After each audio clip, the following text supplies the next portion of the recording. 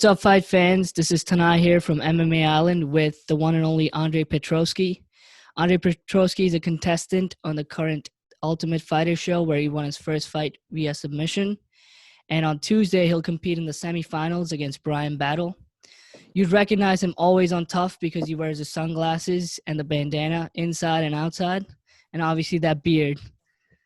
With that relentless grappling style, he's a tough man to beat, and we'll see what he can do on Tuesday. Obviously, the show's been recorded, but as fans, we can see it on ESPN Plus, 9 p.m. Tuesday nights. How you doing, Andre? Doing good. Thanks for having me. No problem. First off, I just wanted to ask you, you fought in LFA, and you've also fought in the Art of War cage where you were undefeated. How did it feel getting a call from the Ultimate Fighter and saying, you know what, you're in? It was good. My manager, Jason House, shout out to Jason House, called me and was like, hey, like, I recommended you for the Ultimate Fighter. This was the week before that LFA fight. And it kept getting postponed because of COVID and the quarantine. And when it finally happened, I was like, you know what I mean? I was excited. I thought we had actually booked another fight in the meantime because we didn't know if it was ever going to happen again. And we actually, it was like a week after we booked that fight, we got the call for the Ultimate Fighter. So we ended up dropping that fight and going out there. It was cool. Who did you book that fight with when you weren't sure if you're going to the Tough House or not? CFFC. All right, got it. I was fight that kid Kitag Pliev that lost his finger in the ring. Yep. All right. That was supposed to be my finger. Yeah, or his still. Well, I'm glad it wasn't yours. So you brought up your manager. So let me just tell everyone that how we met. I was actually at a PFL event this June. I worked the April events, and I couldn't make it in June, unfortunately. But they let me in as a visitor for their very last event, and we saw Andre there with his. Was that your training partner or your brother? Yeah, mate, Pat Brady. Yep, Pat Brady was there, and we were all in the stands, and that's how Andre and I met. And we said we'll get a nice sit down going and talk to each other in a more formal situation. Yeah, that was a cool event. It was the PFL in Atlantic City, and there was no fans, but somehow the three of us weaseled our way in there. Yeah, exactly. Yeah, we got some good connections. That means, you know. Yeah, definitely. Right. So you said it felt really good getting on TUF, getting that call, and I'll just ask you because last night I actually watched Tuesday's episode last night. And in that, Dana White said that I'm going to let these bantamweights call home. Did they not let you use your phone or anything even once and not call home the whole time?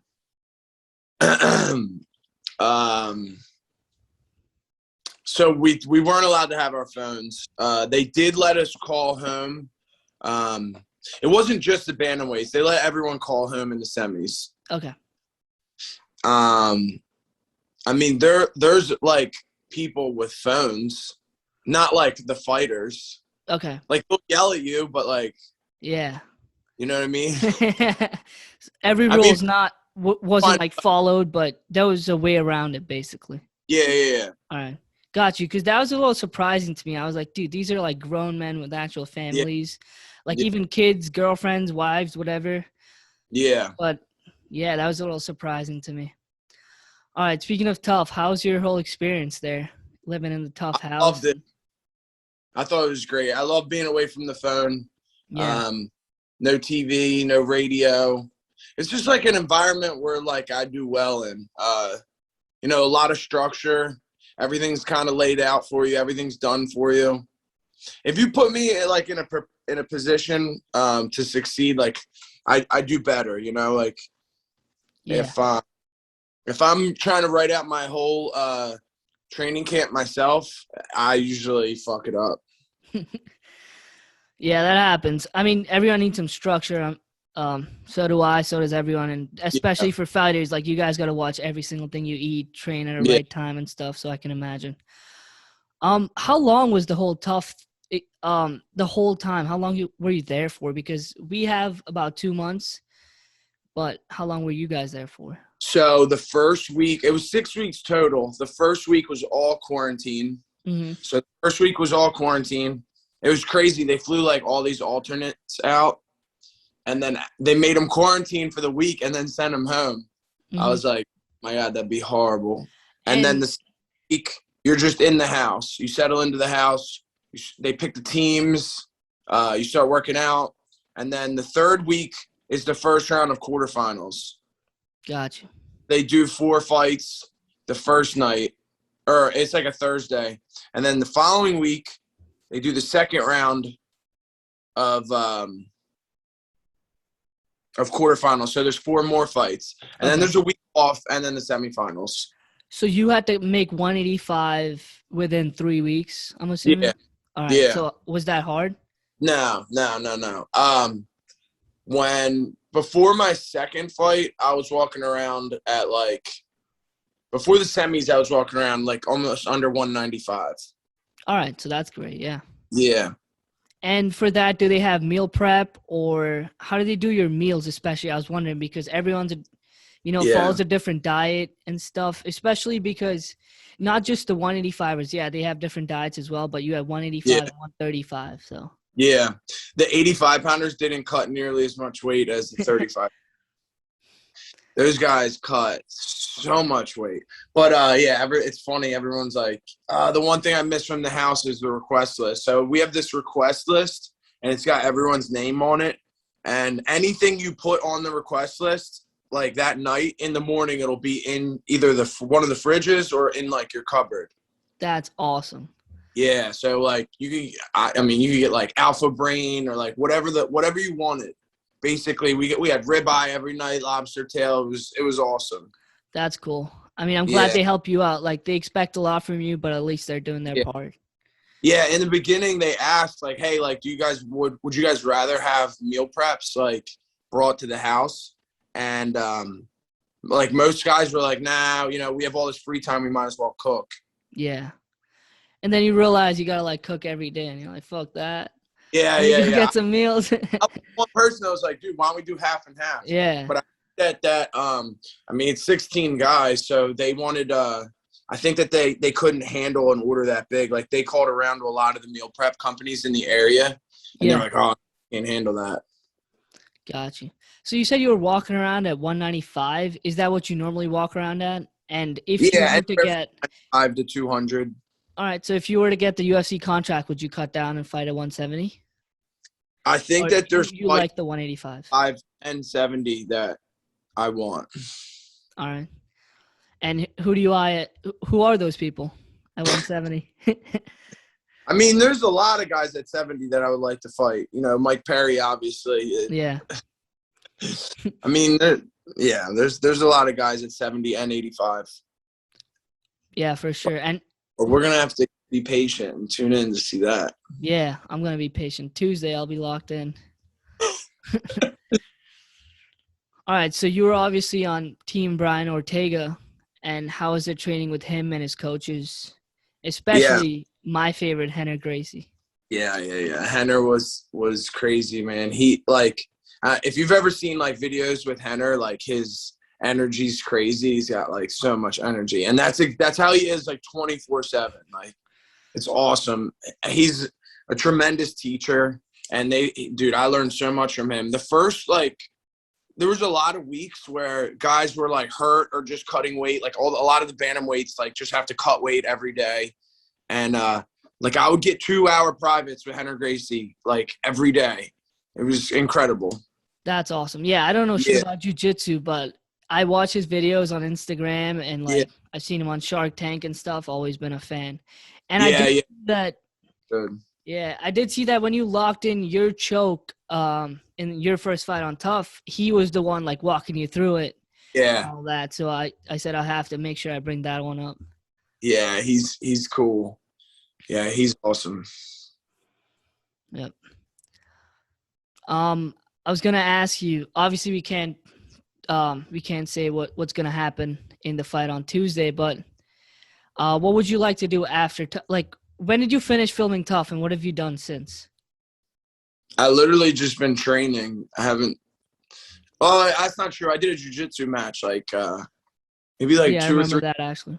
Yeah, there was a bunch of my teammates were doing it was for Fury Grappling. CFFC, I don't know if they bought out, but they like took over the show. It used to be the Fight to Win cards. Mm-hmm. Fury Grappling is like the CFFC. They kind of took it over. But yeah, I did a grappling match. I would like to do more. I would like to do those tournaments with the cash prize. Yeah.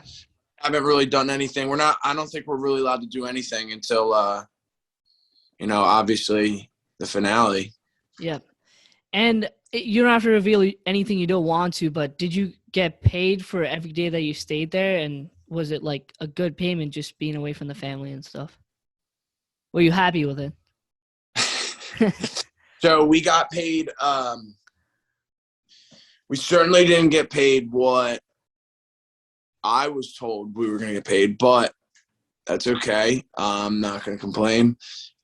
We got a weekly pay. So every week you're in the house, you get like a weekly stipend or whatever that you get at the end. And then there's like some bonus money, like, if you don't do this interview and tell them the results of the show, we'll give you this much at the end. All right. That's good. Yeah. Yeah. Yeah. I mean, yesterday, actually, I was discussing with one of my buddies about fighter pay. And we were saying, especially with the UFC, how Dana White says that this is just a job. And we were just making some calculations, like 20 to win, 20 to show. And if you fight 3 times a year, and if you go 2-1, that's about $100,000, right? A year. And he says, and according to Dana White, he says that, yeah, that's a really good salary for a year. Like, this is a job, you're getting paid a salary, basically. And then we were like, yeah, I guess that's good, but you're basically on TV, and that should command a different price, and that's where the problem comes in. What do you think about that? I think that half of the roster is probably making 10 and 10. 10 and 10, you think? That or 12 and 12 is like the starting salary. 12 and 12. All right, so I assumed a little wrong. I thought it was 20-20. Yeah, so I'd say even less. You know what I mean? Oh, yeah. Yeah, I don't have any positive words for like. I guess the silver lining is that like they do give you a platform, and it's kind of on you to kind of use it to create your own side hustle or make money. I wish it was different. You know what I mean? Like, obviously it was different, but I don't know. I think like a lot of like other promotions and even UFC, like their pay has gone up. You know, like I think that they said like the average pay has gone up like 500% in the past 10 years or something. All right. But I'd say one difference would be probably the shorts where you could put all your logos on. I hear you. I'm a lot of money. Pointed with the Venom contract. Yeah. I just thought that like going from Reebok to Venom was like, I don't know, step backwards. That's just, I would rather have Reebok, to be honest. Yeah. I mean, I don't know. Like, I would have no idea about all those things, but I would know that, if you have different sponsors on your shirt, on your shorts, or even your shirt after you win or lose or when you walk out, I'm sure 100%. they'd pay you a lot more money. A lot more. But, yeah, that's a whole different topic. I'm sorry to bring it up if you don't mind, but I thought it was a good discussion, though. Yeah, no. I mean, I have great sponsors that have, helped me make it this far. So, I mean, it sucks that, like, you got to drop your sponsors when you go to the UFC. It's like you made it. Oh, sorry. No more sponsors. So, I mean, so if you go on, like, shows or podcasts and stuff, if you bring your sponsor up, would they not pay you? You know what I mean? If you wear that shirt or something, like. Yeah, so you can still do the UFC fighters still have sponsors. They just can't put their logos on the shorts. Yeah. And like that's going back to like using the platform like wisely. So, if you're in the UFC, you're going to have a pretty big social media following and a lot of ears and people watching, a lot of eyes. So you can promote a business on your social media. Like the UFC can't tell you can't do that. Yeah, absolutely. All right. So are you in New Jersey or Pennsylvania right now? New Jersey. And Sherdog has you training out of Balance Studios, but is that where you actually train still? No, I left Balance during the quarantine, and I joined Henzo Gracie Philly. Okay. It's like one big team. It's like Henzo Gracie Philly, and then John Marquez owns a gym. It's called Marquez MMA, and then Jonathan Webb owns a gym called Webb Fitness. And the three of us are all we're all one big team. Awesome. So how's your training been like since TUF? Like, do you go hard every single day, or do you work on different kind of stuff? Like, I just like to hear that. Yeah. I've been working on a lot of footwork stuff, a lot of movement, and practices are tough, man. Because even if I don't have a fight in the next whatever weeks, like when I first got home, like Sean Brady was getting ready for Kevin Lee, like Jeremiah getting ready, like we have guys always getting ready. Yeah. Yeah, that was one of the coolest things that I saw when I was working at PFL, when I could sit in some of the practices and just how hard everyone works for their teammates almost. Yeah. Like you have to act almost like a dummy for someone, but with actual movement, not just, a dead body basically out there. So, yeah, that's really cool. And I think the coolest part of that was it doesn't matter what you're ranked or what organization you're from. You're going to help every single person on your team, in your camp. Most of my main training partners are a lot of them are amateur. Well, Miles we have good amateurs at our gym too. Yeah, that's awesome. And how far you live in Jersey, but you train in Philly? How far is that commute every day? 22 minutes. All right, that's not bad at all. No, it's perfect. It's actually less than before. Yeah. All right, finally, before I let you go, what made you get into the sport, and when did you start actually fighting? My dad wrestled at Penn State, and he did some boxing, and he ran a karate gym. And so we would watch, Uriah Faber, Jens Pulver, like War Machine. I was like a fan of War Machine. I hate it, but back in the day, like way back when, and I always wanted to fight, and my dad was always just like focus on wrestling, and then when wrestling's over, you can fight, and that was exactly what I did. That's awesome. Yeah. Right. Andre, thank you so much for the time, man. I can't wait for Tuesday. Well, you obviously know what happened, so I don't know if I wish you luck or not is going to work for that. But good luck anyway for everything. I appreciate it, man. Thanks for having me. All right. Thank you so much for the time, man.